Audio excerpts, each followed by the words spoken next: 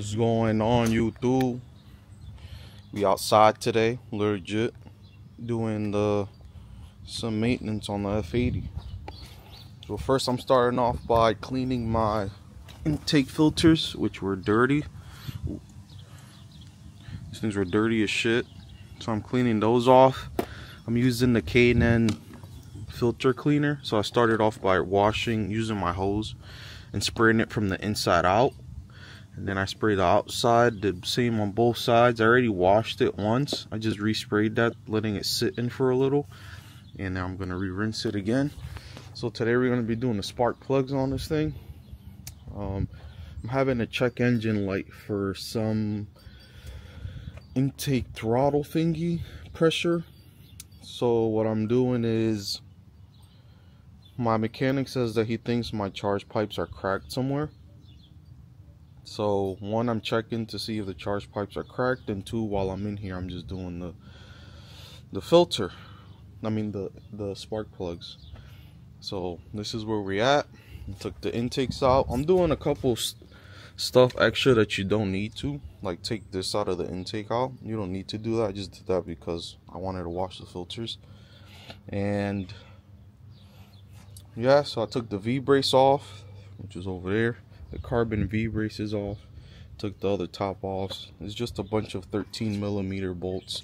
I still gotta take off the strut brace, which I am not looking forward to, but it has to get done. I'm not gonna record everything because a lot of people do videos on how to do the spark plugs on this car. I'll just do like little snippets here and there.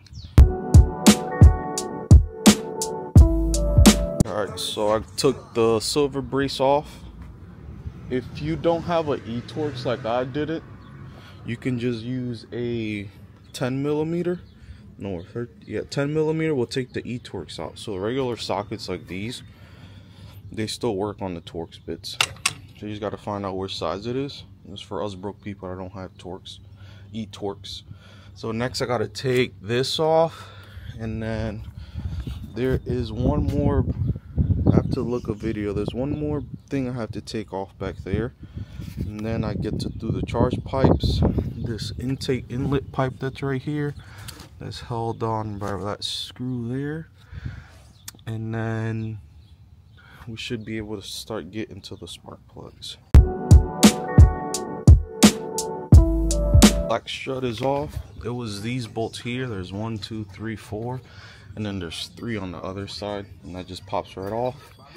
So next I am gonna do this intake pipe, and then I'll get to the charge pipes. First charge pipe is out, and I'm not sure if this is supposed to be like this. I gotta look at some pictures. But yeah, the one thing that I found alarming was the screw that goes to the bottom, which connects to the turbo inlet. It was literally finger tight, which is not good. And I have some weird residual in here, which is also not good. I don't think it is. But yeah, moving along, we just got one more charge pipe to do. And that's one of the hardest ones because of the bolt on the bottom is hard to get to. And as you see, I put towels inside any hole that's exposed, except that one. I'll probably put one in there, but you don't really need to. But yeah, we're just moving along. Alright, so we got the other charge pipe out. Like I said, that one's a pain. I'm not looking forward to putting that one back in because it's a Torx bit. And it's like a 2-piece with the washer, so it's gonna be a pain getting that in there, but we'll get there till we get there. So now I just have to take this cover off and start doing the plugs. So quick before I start doing the plugs, there's a bunch of like dirt and debris around the socket, so I'm just gonna blow this out quick. If you don't have a blowgun, you could use like a air in the can. I'm just gonna blow it out so nothing falls in there when I have the holes open.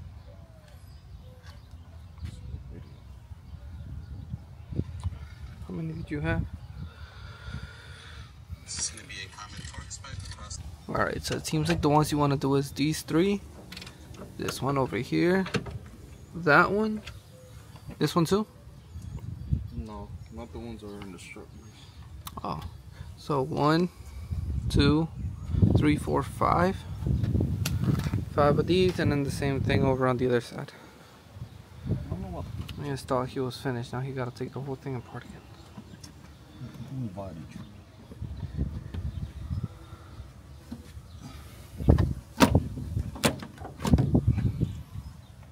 So same thing on here. You got the 3 here, 4, and 5.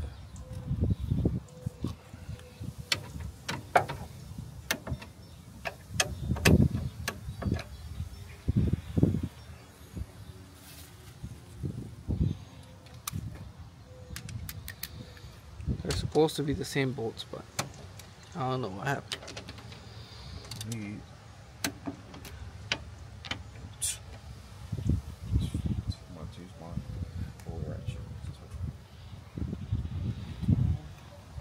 Alright, while he figures it out, let's go talk about my shit. He never puts my shit in the video. So the other day we had this big ass storm, and my car got attacked by trash cans, and it got boofed. You can see right here. I don't know what's going on. Got a dent there. Damn! And got a dent. I don't know if you can. God damn! See it. Somewhere right here on the door. Chat, it's your booth chat.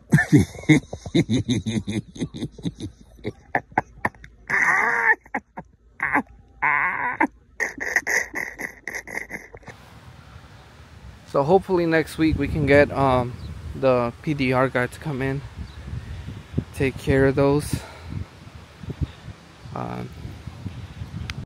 Alright, I don't know what happened with the camera, but yeah, so gotta get those fixed and gotta replace these tires. That one is cooked. I don't know what happened. I think my alignment is a little messed up, so I have to get those fixed. I think for now I'm gonna throw the stocks back on until I get new tires and get the alignment. Hey! You whore!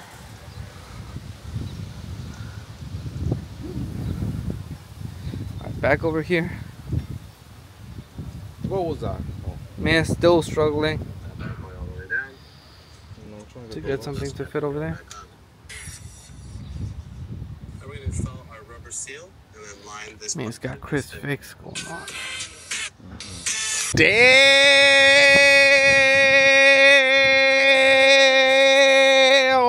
You fuck with it, hoe? Money man! You fuck with this shit? And his manual. What this shit, brand new? 2024. Damn! You shitting on Alex? Oh shit. Damn, Papa. Congrats. Thank you guys. Damn, look at you. We got a screwdriver, we gotta take this plate frame. Facts. Motherfucker almost tripped. Motherfucker, you disappear for 2 years and come out with a brand new car? I like the color too. You smell that?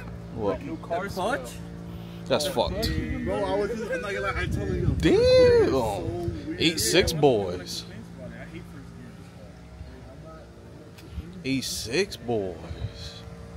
And he still got the 10 tags. How the hell you got dealer tags? Oh yeah, yeah. I've seen that video on YouTube. Huh? Shit. She's alive. She's alive.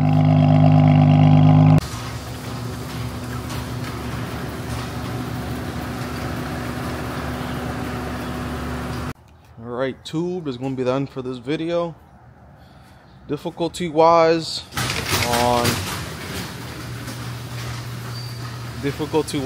doing spark plugs on this car, I'd say it's a 7 out of 10. Unfortunately, it didn't fix the issue that I was mainly doing this for. because the car's having a code for a, the hell is it? Just driving me nuts. It's having a code for a 101F01 throttle valve opening angle pressure ignored tuner code. And sometimes I get a 1004-301 absolute pressure sensor intake manifold possibly canister pressure too high.